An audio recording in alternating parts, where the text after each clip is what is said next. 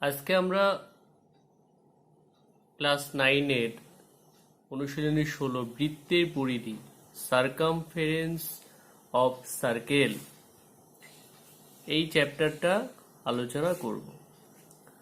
Totally বৃত্ত related যা যা আছে আমি সেগুলো তোমাদেরকে বলে দেব। তো বৃত্ত আমরা একটা কি করে আঁকি, একটা বিন্দুকে কেন্দ্র করে আমরা যদি একটা কম্পাস এরকমভাবে ঘোরাই তাহলে যে শেপটা আমরা পাবো সেটা হচ্ছে বৃত্ত। এবার এই যে বৃত্তের এটা হচ্ছে তাহলে কেন্দ্র, এটাকে কি বলা হয়? বৃত্তের কেন্দ্র। এটা কি? এই যে চারদিকে যেই এরিয়াটা, যেটা মানে এই দাগটা, এটা হচ্ছে বৃত্তের পরিধি। ঠিক আছে, তাহলে একটা বৃত্ত তার কেন্দ্র থেকে পরিধির দূরত্ব যেটা, সেটাকে হচ্ছে তোমার ব্যাসার্ধ। প্রত্যেকটা ব্যাসার্ধ, এটা একটা ব্যাসার্ধ, এটাও ব্যাসার্ধ, এরকম ভাবে যতগুলো তুমি কেন্দ্র থেকে পরিধি পর্যন্ত দূরত্ব অতিক্রম আঁকা যাবে সবকটাই হচ্ছে ব্যাসার্ধ। এই যে বৃত্ত আছে, বৃত্তের পরিধির যে কোনো দুটো বিন্দুর সংযোগ রেখাংশ হচ্ছে এক একটা জ্যা। সেটা এরকমও হতে পারে, এরকমও হতে পারে। যে বৃত্তের পরিধির মানে যে বৃত্ত চাপটা আছে, যে কোনো দুটি সংযোজক রেখাংশকে আমরা সেটাকে বলছি কি না, বৃত্তের জ্যা। এবার যেই জ্যাটা তোমার কি হবে, বৃত্তের কেন্দ্র দিয়ে যে জ্যাটা যাবে, একটা নয় মানে অসংখ্য এরকম ভাবে যেতেই পারে। বৃত্তের কেন্দ্র বরাবর যেই জ্যাগুলো যাবে সেটাকে প্রত্যেকটাকে আমরা বলবো ব্যাস। এগুলো হচ্ছে এক একটা ব্যাস, আর এই ব্যাসের অর্ধেককেই বলা হয় ব্যাসার্ধ। জেনারেলি ব্যাসার্ধ ইংরেজি হচ্ছে রেডিয়াস। আমরা ব্যাসার্ধকে ওই জন্য আর দ্বারাই ডিনোট করি। ব্যাসার্ধকে আমরা জেনারেলি আর দ্বারা ডিনোট করি। তাহলে আমার এই যে বৃত্তের অঙ্কগুলো করার জন্য, তাহলে বৃত্তের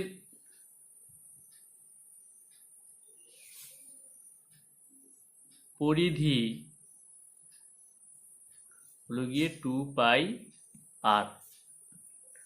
এখানে পাই কি? পাই হলো গিয়ে একটা কনস্ট্যান্ট, একটা ধ্রুবক রাশি যার মানটা নির্দিষ্ট 22/7। সেটাকে তুমি যদি ভাগ করো সেটা 3.1416 প্রায়ও হতে পারে। তাহলে বৃত্তের পরিধি সূত্র হচ্ছে 2πr। বৃত্তের ব্যাস কি হবে না 2r, যখন আরটা হচ্ছে ব্যাসার্ধ। আমরা যদি একটা বৃত্ত আমরা যদি এক পাক ঘুরি, তাহলে আমরা কি করি? একটা বৃত্তকে এক পাক ঘোরা মানে কি? পরিধি, একবার পরিধি আমরা অতিক্রম করা। ধরো এখান থেকে স্টার্ট করে আমি পুরোটা ঘুরে আবার এখানে এলাম, তার মানে আমি এক পাক ঘোরা মানে আমি পরিধির যে দৈর্ঘ্যটা সেটা আমি অতিক্রম করলাম। এবার আমরা আসি অর্ধবৃত্ত। অর্ধবৃত্ত কিরকম? বৃত্তের অর্ধেক, এরও একটা সেন্টার থাকে। এবার এর যদি ব্যাসার্ধ যদি আর একক হয়, তাহলে ওই অর্ধবৃত্তের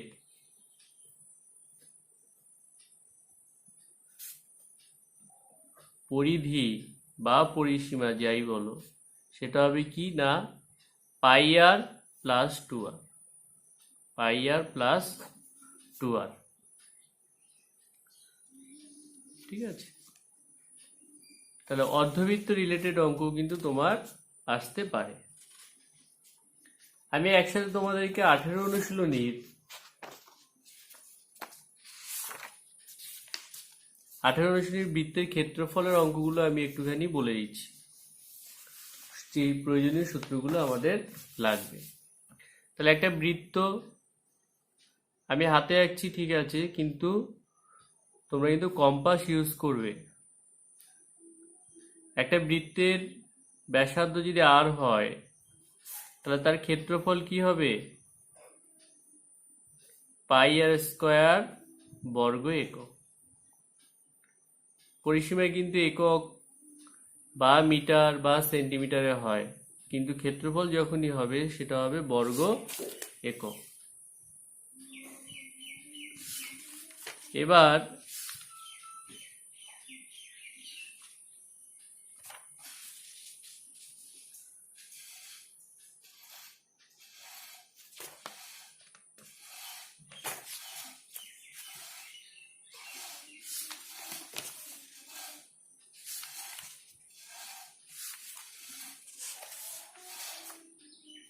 এবার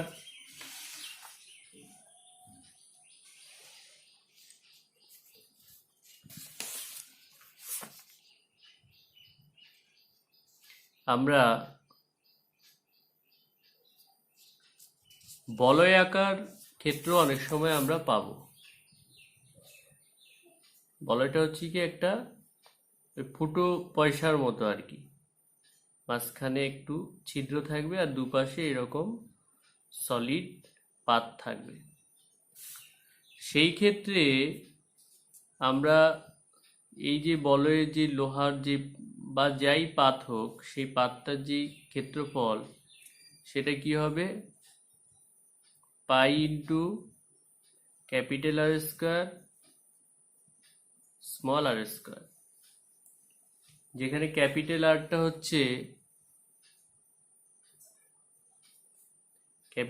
হচ্ছে বহির্ব্যাসার্ধ আর স্মল আরটা হচ্ছে অন্তঃব্যাসার্ধ।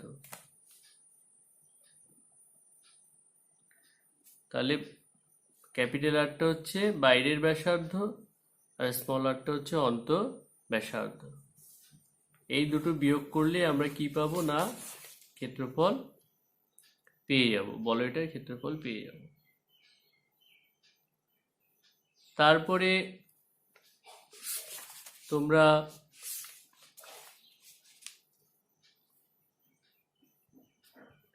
অর্ধবৃত্ত পেতে পারো। অর্ধবৃত্ত, যে অর্ধবৃত্তের ক্ষেত্রফল কি হবে? অর্ধবৃত্তের ক্ষেত্রফল কি হবে?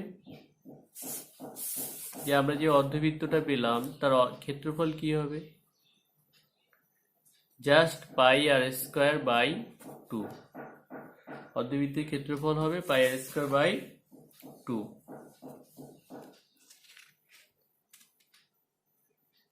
এখানে কিছু বৃত্তচাপ রিলেটেড কিছু আছে, যে ধরো এপিবি যে চাপটা সেটা কি হবে? সে অর্ধবৃত্তর এই চাপটার দৈর্ঘ্য হবে তোমার পাই আর, যেটা আগেও তোমরা দেখেছিলে যে পরিসীমাটা পাই আর, এইটুখানি হচ্ছে তোমার পাই আর এই যে ব্যাসটা আছে সেটা হচ্ছে 2r। এই দুটো যোগফলই হলো গিয়ে আমার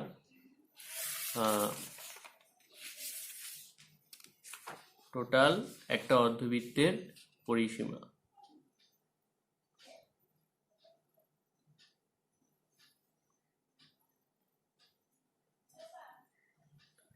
এবার একটা বৃত্ত চাপের দৈর্ঘ্য আমরা কি করে পাবো? আমরা যদি কোনো বৃত্তের ব্যাসার্ধ যদি আর একক হয় আর ওই বৃত্তের কোনো বৃত্তকলা কেন্দ্রে যদি থিটা কোণ উৎপন্ন করে, তাহলে বৃত্তচাপের দৈর্ঘ্য হবে থিটা বাই 360 ইন্টু 2 পাই আর একক। এটা কি না বৃত্তচাপের বৃত্তচাপের দৈর্ঘ্য।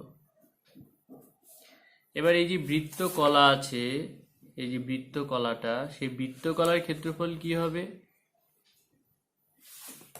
বৃত্তকলার ক্ষেত্রফল হবে θ/360 ইন্টু টোটাল বৃত্তাকার ক্ষেত্রের ক্ষেত্রফল, মানে πr² বর্গ একক। এই জিনিসগুলো আমাদেরকে জানতে হবে।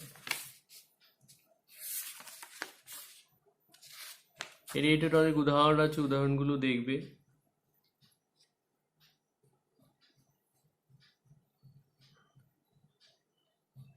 তোমাদের একটা পিথাগোরাসের সূত্র আগেও হয়তো শুনেছো, যে একটা সমকোণী ত্রিভুজের ক্ষেত্রে, সমকোণী ত্রিভুজ কাকে বলবো? যে যেই ত্রিভুজের একটা কোণ 90 ডিগ্রি, তাকে আমরা সমকোণী ত্রিভুজ বলি। সমকোণের বিপরীতে যে বাহুটা থাকে সেটাকে বলা হয় অতিভুজ।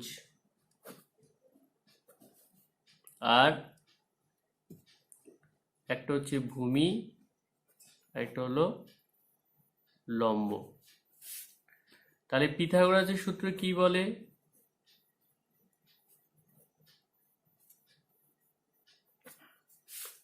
যে অতিভুজ স্কয়ার ইকুয়াল টু লম্ব স্কয়ার প্লাস ভূমি স্কয়ার। অতিভুজ স্কয়ার ইকুয়াল টু লম্ব স্কয়ার প্লাস ভূমি স্কয়ার। এখানে তাহলে অতিভুজকে এসি, লম্বকে এবি, আর ভূমি হচ্ছে বিসি। তাহলে এই সূত্রগুলো মোটামুটি জানা থাকলে আমাদের 16 অনুশীলনী EX16 এবং EX18 এই দুটো অনুশীলনী আমরা করতে পারবো। এছাড়া বর্গক্ষেত্রের ক্ষেত্রফল, যেমন বাহু স্কয়ার, আয়তক্ষেত্রের ক্ষেত্রফল দৈর্ঘ্য ইন্টু প্রস্থ, আয়তক্ষেত্রের কর্ণ, যেগুলো তোমরা আগেও করেছো, এই জিনিসগুলো, এই সূত্রগুলো কিন্তু কাজে লাগবে।